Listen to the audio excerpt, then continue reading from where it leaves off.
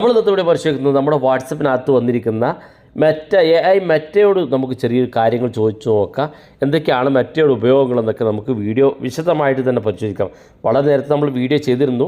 Meta വാട്സപ്പിൽ കൊണ്ടുവന്ന സമയത്തും നമ്മൾ വീഡിയോ ചെയ്തു.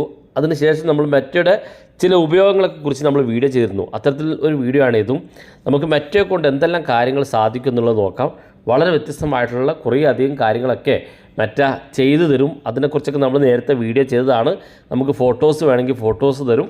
അതല്ലെങ്കിൽ നമുക്ക് എന്തെങ്കിലും ഒരു ന്യൂസ് അറിയണമെന്നുണ്ടെങ്കിൽ നമുക്ക് മെസ്സേജ് അയച്ചു കൊടുത്താൽ ന്യൂസ് തരും. അങ്ങനെ എല്ലാ കാര്യങ്ങളും തരും. നമ്മൾ ഇന്നത്തെ വീഡിയോയിൽ ഒരു ഫീച്ചർ കൂടെ നമ്മൾ മെറ്റയ്ക്കകത്ത് പരിശോധിക്കുകയാണ്. വീഡിയോ അവസാനം വരെ കണ്ടു നോക്കുക. തീർച്ചയായിട്ടും നമുക്കൊക്കെ ഉപകാരപ്പെടുന്ന ഫീച്ചറാണ്. നിങ്ങളുടെ സുഹൃത്തുക്കൾ കൂടി വീഡിയോ ഷെയർ ചെയ്ത് കൊടുക്കുക. അപ്പോൾ ഞാൻ അതിനോട് ആദ്യം വാട്സപ്പ് ഓപ്പൺ ചെയ്യാണ്. വാട്സപ്പ് ഓപ്പൺ ചെയ്ത് നമ്മൾ മെറ്റ ഓപ്പൺ ചെയ്യാണ്. മെറ്റ ഓപ്പൺ ചെയ്യുന്നതിന് വേണ്ടി ഇവിടെ വലതുഭാഗത്തുള്ള ഈ റൗണ്ട് ബട്ടൺ ഒന്ന് നമ്മൾ ക്ലിക്ക് ചെയ്ത് കൊടുത്താൽ മതി. ഈ റൗണ്ട് ബട്ടൺ നമ്മൾ ക്ലിക്ക് കൊടുത്താൽ ഇതുപോലെ ഓപ്പൺ ആയി വരും. ഇവിടെ നിങ്ങൾക്ക് കാണാൻ സാധിക്കും നമ്മൾ ഫോട്ടോസുകളൊക്കെ സെർച്ച് ചെയ്തതും നമ്മൾ ഗുഡ് മോർണിംഗ് മെസ്സേജുകൾ ടൈപ്പ് ചെയ്ത് ആവശ്യപ്പെട്ടതൊക്കെ ഇവിടെ കാണാൻ സാധിക്കും. ഇനി നമ്മൾ ചെയ്യാൻ പോകുന്നത് നമുക്ക് ഒരു ലെറ്റർ വേണം, അല്ലെങ്കിൽ നമുക്ക് എന്തെങ്കിലും ഒരു റിസൈൻ ലെറ്റർ, കമ്പനിയിൽ ജോലി ചെയ്യുന്നതിന് വേണ്ടി റിസൈൻ ലെറ്റർ, ഒരിക്കൽ നമ്മൾ ജോലി ചെയ്യുന്ന സ്ഥാപനത്തിൽ ലീവ് ആവശ്യപ്പെട്ടുകൊണ്ട്, നമ്മൾ സ്കൂളിലേക്ക് ലീവ് ആവശ്യപ്പെട്ടുകൊണ്ടൊക്കെ നമുക്ക് ലെറ്റർ സാധാരണ ചാറ്റ് GPT-യിലൊക്കെ ചോദിച്ചാൽ വളരെ കൃത്യമായിട്ടുള്ള ലെറ്റർ കിട്ടും. ഇനി അത് വാട്സപ്പിൻ്റെ മെറ്റ AI-യിലും നമുക്ക് എന്ത് ലെറ്റർ വേണമെങ്കിലും എഴുതി കൊടുത്താൽ മതി. വാട്സപ്പ് മെറ്റ തന്നെ അതിൻ്റെ ഒരു ഫോർമാറ്റ് നമുക്ക് അയച്ചു തരും. അപ്പോൾ അതെങ്ങനെ നോക്കാം. അതിനുവേണ്ടി ഞാനിവിടെ ആദ്യം മെറ്റ ഇതുപോലെ ഓപ്പൺ ചെയ്തിരിക്കുകയാണ്.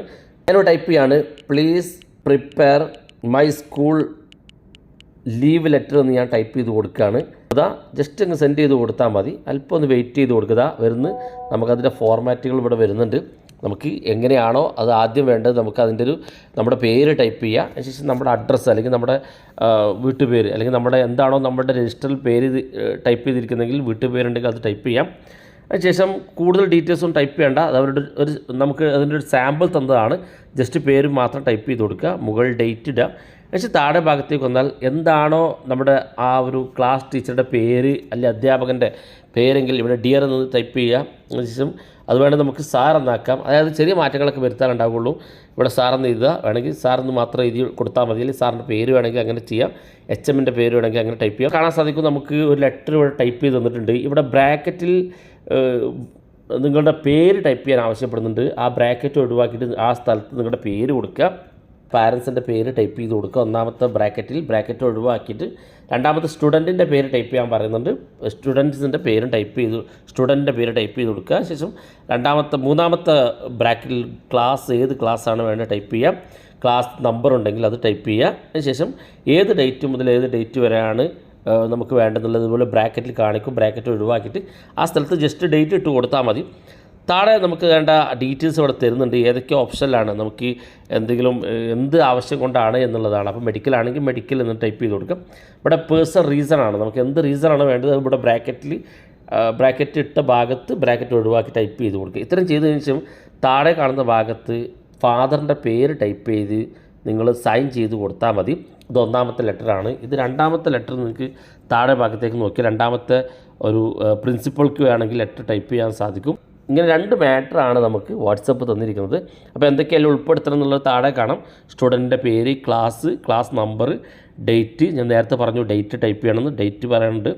അത് നമുക്ക് എന്ത് റീസൺ ആണെന്നുള്ളതും തയ്യാറാക്കാൻ സാധിക്കും. ഇങ്ങനെ ഏത് ലെറ്റർ വേണമെങ്കിലും ഗൂഗിളിന് വേണ്ടി ഒരു ലെറ്റർ ടൈപ്പ് ചെയ്യാം. നിങ്ങൾക്ക് വേണമെങ്കിൽ നിങ്ങളുടെ ഫേസ്ബുക്ക് ലോക്ക് ആയിട്ടുണ്ടെങ്കിൽ, പ്രൊഫൈൽ ലോക്ക് ആയിട്ടുണ്ടെങ്കിൽ അല്ലെങ്കിൽ ഡിസേബിൾ ആയിട്ടുണ്ടെങ്കിൽ ഫേസ്ബുക്ക് ടീമിന് ഒരു ലെറ്റർ ചോദിച്ച് നമുക്ക് വാട്സപ്പിൻ്റെ മെറ്റയോട് ചോദിക്കാം.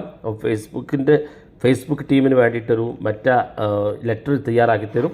അതുപോലെ തന്നെ യൂട്യൂബിന് വേണ്ടിയിട്ടുണ്ടെങ്കിൽ യൂട്യൂബിന് വാട്സപ്പ് ബാൻ ആയിട്ടുണ്ടെങ്കിൽ അതിനുള്ള ലെറ്ററൊക്കെ ഇവിടെ ചോദിച്ചാൽ നിങ്ങൾക്ക് കൃത്യമായിട്ട് തരും. അത് നിങ്ങളുടെ ഡീറ്റെയിൽസൊക്കെ വെച്ച് നിങ്ങൾക്ക് ആ മാറ്റർ കിട്ടി അത് ജസ്റ്റ് പ്രിൻ്റ് എടുത്ത് സൈൻ ചെയ്ത് നിങ്ങൾക്ക് അവർക്ക് ഇമെയിൽ അയച്ചു കൊടുക്കാൻ സാധിക്കും. വളരെ യൂസ്ഫുള്ളാണ്.